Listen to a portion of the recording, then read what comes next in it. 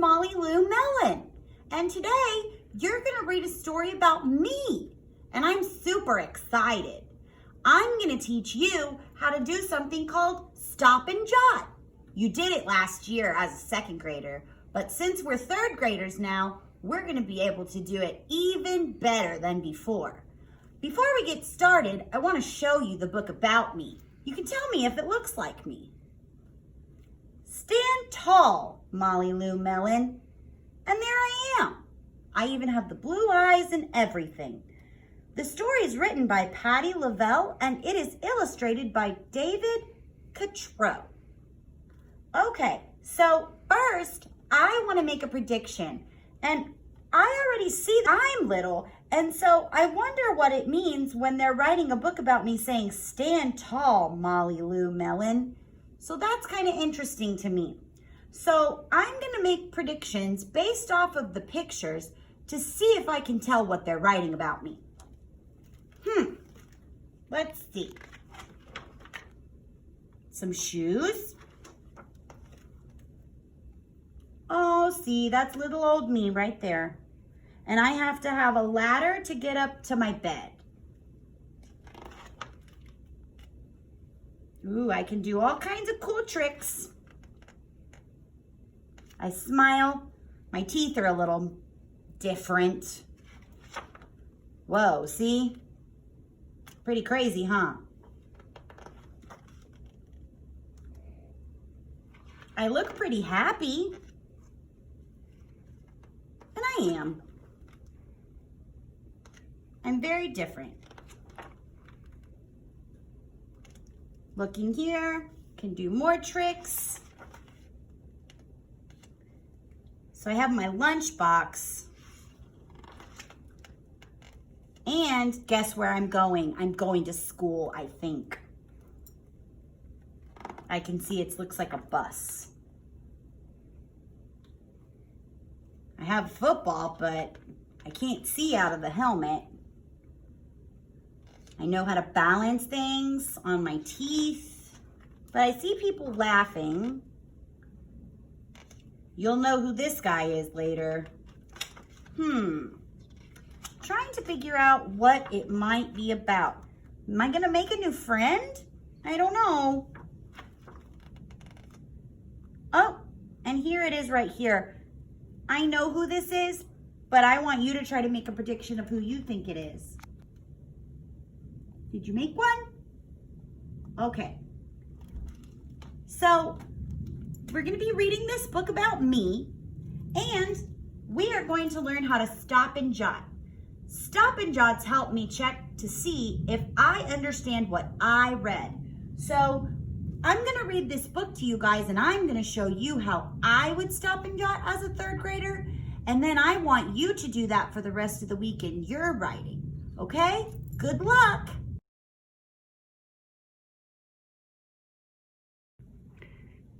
Hey guys, it's me, Molly Lou, and I'm ready to read my book, and I'm ready to show you how to stop and jot. Okay, here we go. Stand tall, Molly Lou Melon. Cover page. Okay, here we go. Molly Lou Melon stood just taller than her dog and was the shortest girl in the first grade. She didn't mind. Her grandma had told her, walk as proudly as you can and the world will look up to you. Whee! So she did. Molly Lou Melon had buck teeth that stuck out so far she could stack pennies on them. She didn't mind. Her grandma had told her, smile big and the world will smile right alongside you. I have a connection. My grandma gives me advice. So I'm going to put my grandma gives me advice too. That's a connection that I made with the book.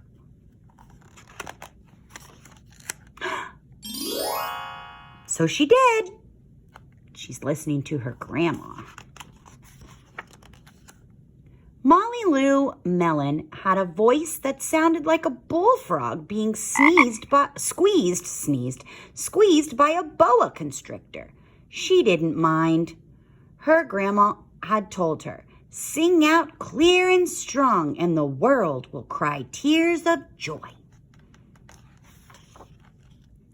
So she did.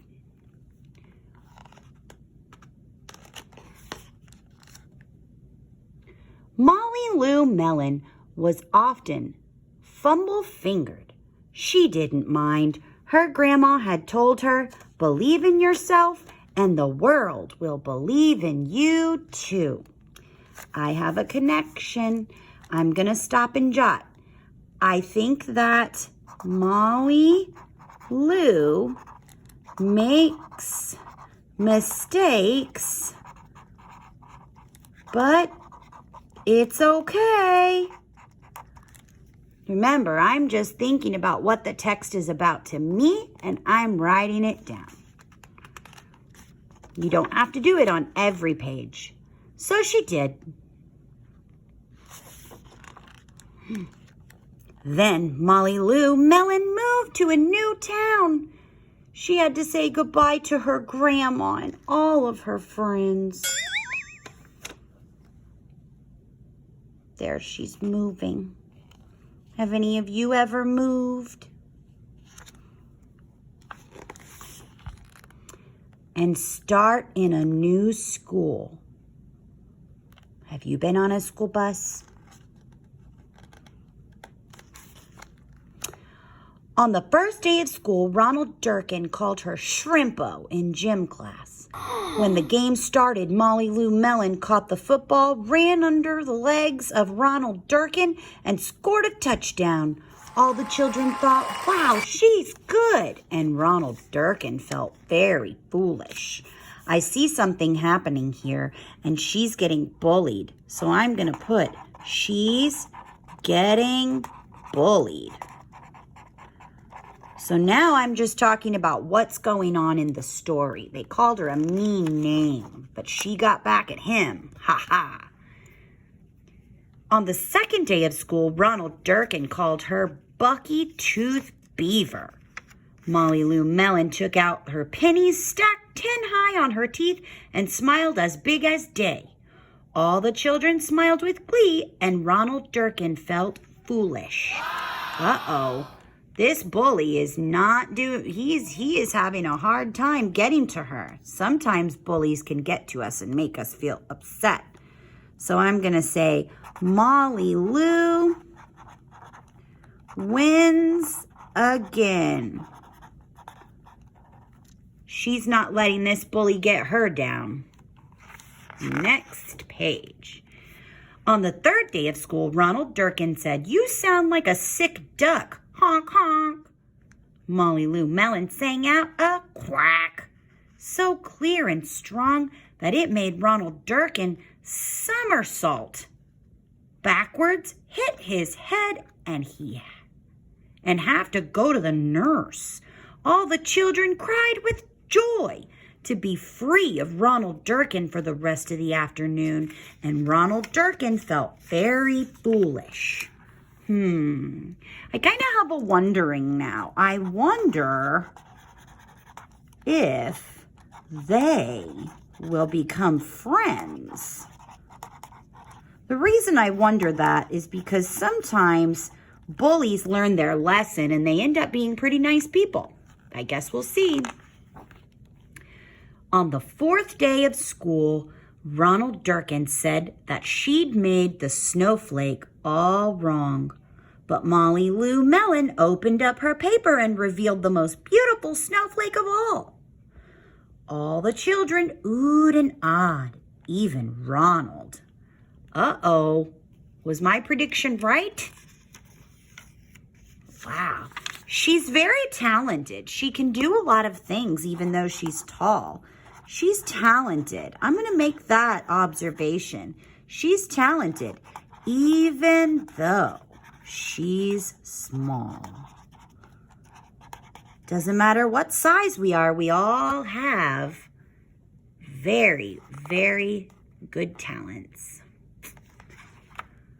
On the 5th day of school, Ronald Durkin brought Molly Lou Melon a stacking penny for her tooth and smiled at her. What does that mean? Do you think they became friends? They might be friends. I think my prediction might have been right. That night, Molly Lou Melon took out a pencil and paper and wrote a letter to her grandma. Dear Grandma, I wanted to tell you that everything you told me was exactly right. Love, Molly Lou Melon. So that's the end of the story, guys. I just wanted to show y'all how to stop and jot in a book. And so I hope you learned how to do that and can be able to do it on your own. It can be a connection that you make. It can be what the page was about, or it could be a prediction that you make. Just to stop and say, yep, I get it. Hope you have fun reading your next story. Thanks. Bye.